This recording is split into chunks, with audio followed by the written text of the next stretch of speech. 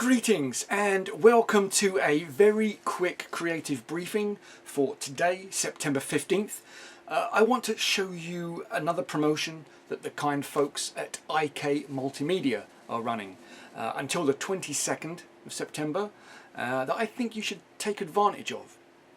This time they are giving away the T-Rax Classic Clipper, and just for signing up to receive their email for the very low price of your email address.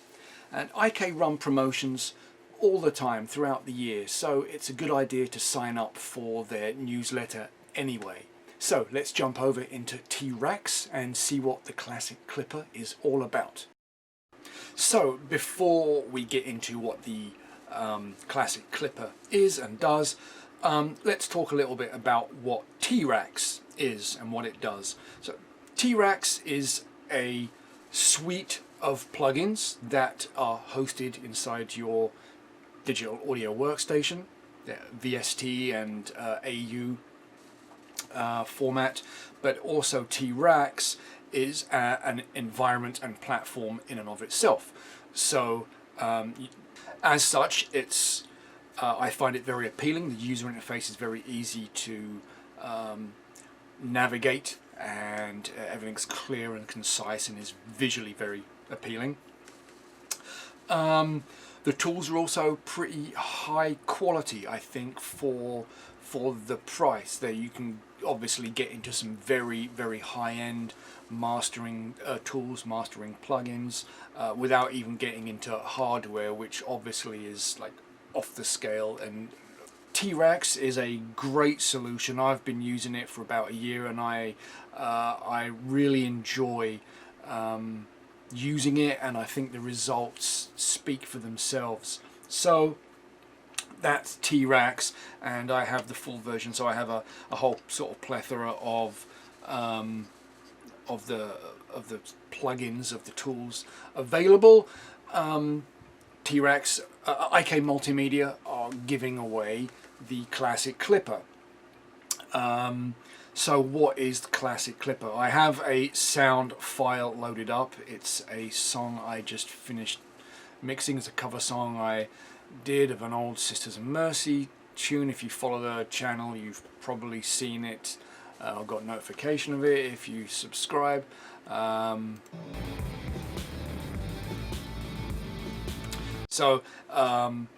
Full-on, full-frequency rock song. It's got guitars, synths, drums, vocals, and just brought this in, and I've got a little loop selected here that I am going to sort of illustrate what the Classic Clipper can do. So here is the master match is always there. I haven't used that yet. It basically allows you to load in a song whose sonic personality you want to match, and it will choose the right tools based upon that sort of evaluation. I have yet to use that. So let's just look at Classic Clipper. Classic Clipper, very simple. There's only 3 knobs. So it really, for all intents and purposes, it is a limiter of sorts, a brick wall limiter, with a little twist. So I'm going to drag in a brick wall limiter just for comparison. And if you've ever used any of these tools, you are going to be familiar with what a brick wall limiter does. If you're not, a brick wall limiter is basically going to cut off any frequencies that sort of go above that and reduce their levels, but not affect the levels beneath it. So you can really push the entire volume of the track, thus making the quieter parts louder, but the louder parts won't go above a certain threshold, and that threshold is set here, the output ceiling.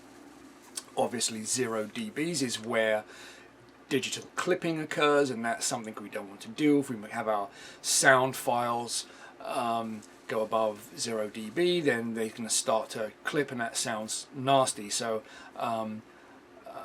a in the digital environment, a limiter, a brick wall limiter, is very, very important. So with the streaming platforms as well, they have set their levels to be lower, and there's lots of documentation on the web as to what those levels actually are. I won't get into that too much now, but you can obviously set the levels that you don't want to exceed here in the output ceiling, and then you can just drive the levels by increasing the input that the input gain that you are pushing into the limiter. Typical limiters, you have an attack and release time, which will let transients through and then compress after the transients, or compress the transients and slowly open up after the limiter has been activated, as it were. Let's disable the clipper just so we can get an idea of what a brick wall limiter does. So I'm just going to play. So if we bypass this, we can hear that, and we can see our meters. I've got quite a bit of headroom here. I'm down at about -3.5 peak. And the LUFS is about -10. So there's plenty of headroom to give me a chance to punch the overall levels of the song. So let's turn on the. You can see instantly it gets a little louder. And you can see my meters here. I'm now at -1.2, which is about, I'm at -7. I always err on the side of caution. I never push it all the way up to like 0 dBs and then, you know, slam it till it's peaking all the way through the track. I know that's kind of the loudness wars, that's the way things are done these days, particularly for radio. I'm not putting my material on the radio, and I don't like everything that's just so heavily compressed. So I will err on the side of caution and do somewhere around -1 or there or thereabouts, between half and -1. And I'll only push the input, and I'll have a low attack time because I want the transients to be caught, because those are generally the ones that are going to be peaking. Those drum hits and those loud transients are the spikes you're going to get in there. So I'll have a little bit of a release time and very short attack time, and then I'll just increase the input until we get sort of. And you can see in this meter here the gain reduction we're going to be getting. I just want to start reducing it a little bit.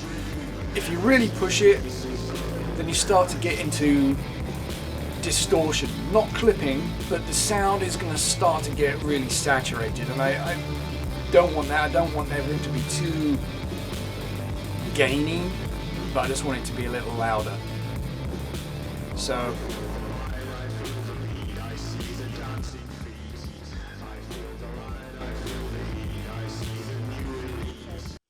that's a brick wall limiter. So let's, this is disabled. Let's head over to the classic clipper and we can see similarities and where it also differs. So we have the input gain and the output limit, and we have the meters to show what our track is doing.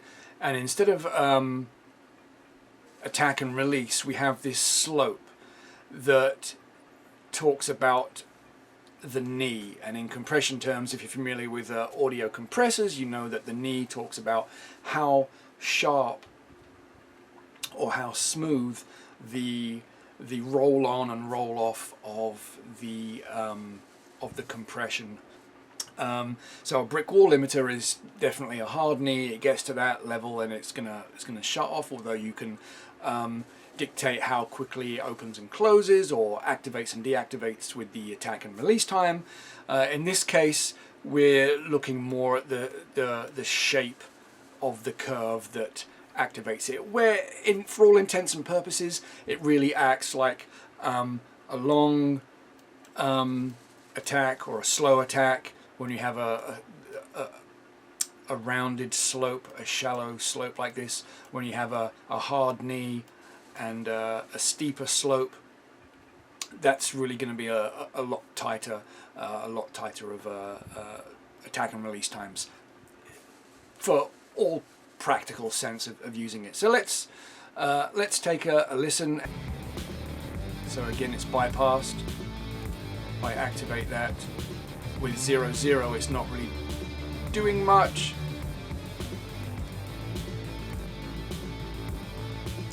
So let's just start pushing the game, and again keeping an eye on these meters here, and I can actually take a closer look at the meters. I have a bit more of a frequency spectrum and a panorama spectrum down here, so I can see what's going on.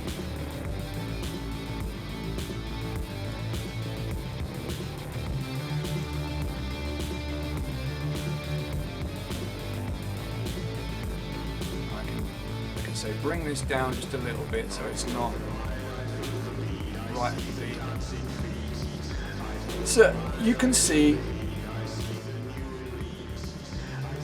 sound-wise and functionally it's very much like a brick wall limiter.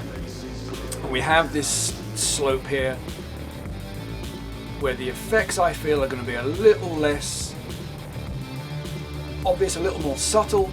Over on this towards the soft knee, you go over to the hard knee here, things get a bit tighter, I think is the word.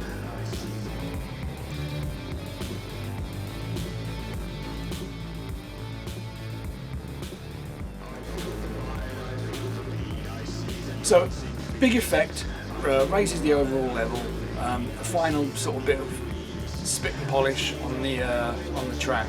Now, what's cool and unique about the classic clipper is obviously if I command click the output, it resets to 0. You can see I can push this up. We've got 6 dBs of, headroom. I can push it. Now, why would you want to do that? Well, if I bring the input down a little bit, even though I'm pushing, I can reset my clipping. You can see that I'm clipping the overages here, so I can bring my input down a little bit. I'm still looking at over here, you can see I'm still below 0 dB's peak. My LUFS are around -8, thereabouts. So what this is really doing is acting a little bit like an expander. I'm pushing the output, but I'm reducing the input. So you can introduce a little more dynamic range if that was something you wanted to do. And obviously we can find somewhere in between those settings where I have a little bit of gain.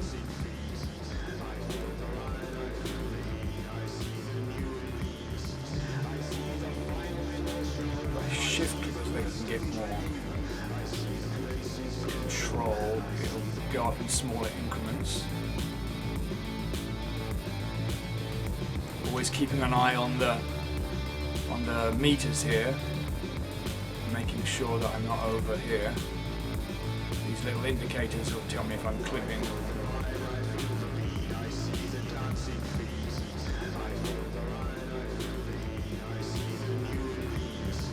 And the saturation light will tell me when it's, so I'm a little bit still on the heavy side, so I'm going to bring that down a tiny amount.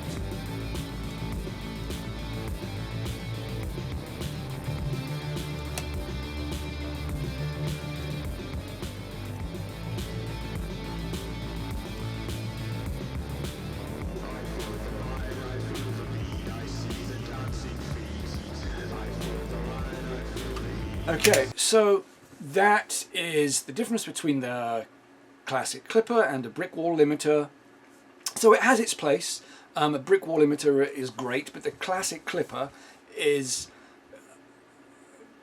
possibly more useful. It has a bit more extended functionality, and for AK to be giving it away for free for the price of your email address, I think that's a great deal. Now obviously T-Rax, the whole suite, you have a whole slew of compressors and mastering compressors, mastering buses, mastering EQ, tape saturation. So it's a full suite. But if you get nothing else other than just the classic clipper for adding that final bit of polish to your track, whether you are a musician or composer or producer who's already got a digital audio workstation, then you're familiar with this type of process, and for free this could be another tool in your arsenal. If you're doing audio for video, VSTs work in Premiere and DaVinci Resolve, although I wouldn't really recommend going that route. It's possible. I find it to be a little less stable. I would export a stereo master and then bring that into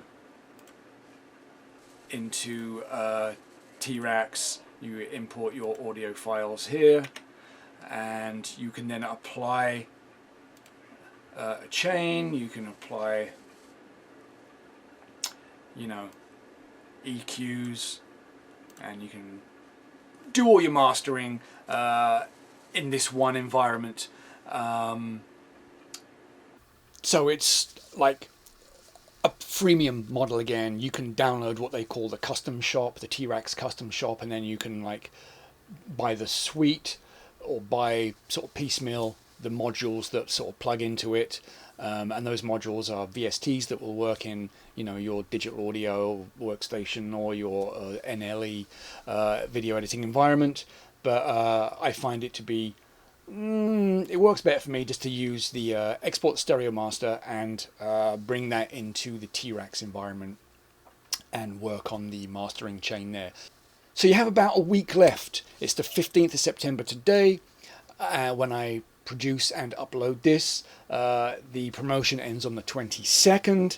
So you have about a week left to take advantage of this deal. Even if it's the one mastering tool you own, the classic clipper will improve your audio output. I get nothing out of any of this. I'm not affiliated with IK Multimedia in any way. It's just a great promotion, and I think that anyone who's working with audio files can take advantage of it.